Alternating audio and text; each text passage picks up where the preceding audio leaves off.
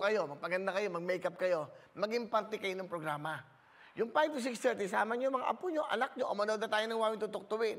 O mag-text na kayo, o tumawag na kayo, mag-comment na kayo. Alam nyo bakit? Kasi wala kayong ginagawa. Ayan, nagtongis, nanood ng tongis, nahuli, nakulong. Di ba? Buti may programa kahit paano, di ba? Tatulungan natin. Ibig ko sabihin, dito may pagkakataon pa na matawagan kayo. Pipilitin kong araw-araw 7, 8 hanggang 10 ang matawagan. Kahit no, gumawas tayo ng malaki. Basta, kamukha ngayon, 19,000 nanonood ngayon. Kanina, nasa 24.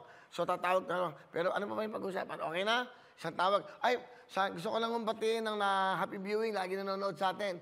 Yung mga taga Malacanang, ha? Saka yung mga taga Cardinal Santos, lahat na nasa ospital. Ang daming tetay sa akin, mga kaibigan ko, mga nagpapa-check up. Andun. Grabe dito sa hallway, puro Wawawin Tutuktuin. Lahat dito. Yun daw ang request lahat ng mga pasyente. Sa lahat po ng mga ospital, magpagaling po yung ating mga mahal na mga kaibigan dyan, mga kababayan. Magdasal kayo na sana makarecover kaagad kayo. At sa mga frontline, sa mga doktor natin, saludo kami sa inyo sa nagsisilbi sa ospital. Lahat daw ho ngayon nakatutok. And also, sa Malacanang, lalo-lalo happy viewing ko para and congratulations kay Senator Bongo. Alam niyo bakit? Nag-launch sila, may nagsabi, ba't ko siya binabanggit? Kasi ang bait eh. Kung may kailangan daw, tumatawag yung staff niya, hindi ko nga siya nakakausap. Kung kailangan ng gamot, para ho sa mga may kailangan, diabetes ba yan? Lahat ng papaggamot, yung daw ho Malasakit Center. Ito po yun. Ito, pakita nga natin. Meron silang pinadalang yan. So yan, and then, yung Malasakit, ilang hospital na ba? Meron na pong 54 sa Luzon, 22 sa Visayas, at 24 na po sa Mindanao. Okay, so, ibig sabihin po niyan, meron po Malasakit Center, yung mga may sakit na mga seniors natin, mga kababayan natin, nangangailangan ng gamot at tulong pa ang hospital, andyan ang Malasakit Center sa buong Pilipinas. 100 centers na po ang Malasakit Center. Ito po, siyempre, sa pinangunahan ng ating mahal na Senador, Senator Bongo, at ang requirement lang po nila, maging Pilipino ka, qualified ka na sa pangangailangan mo. Diba?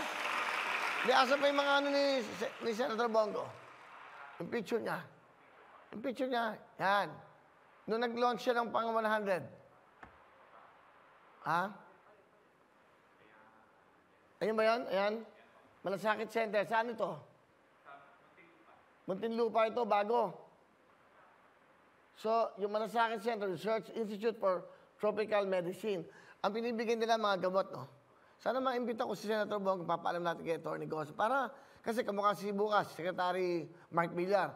Ano ba? Information po ito eh.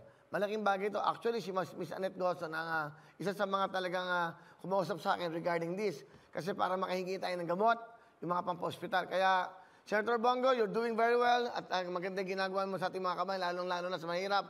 Salamat po sa inyo at pagpatuloy niyo yan. Kasama niyo kami dyan. Okay? Thank you very much. Senator Bongo, 100 Malasakit Center na po ang nagagawa ng Malasakit Center. Of course, ito po ay pinangunahan ni Senator Bongo. Palapakan natin, okay?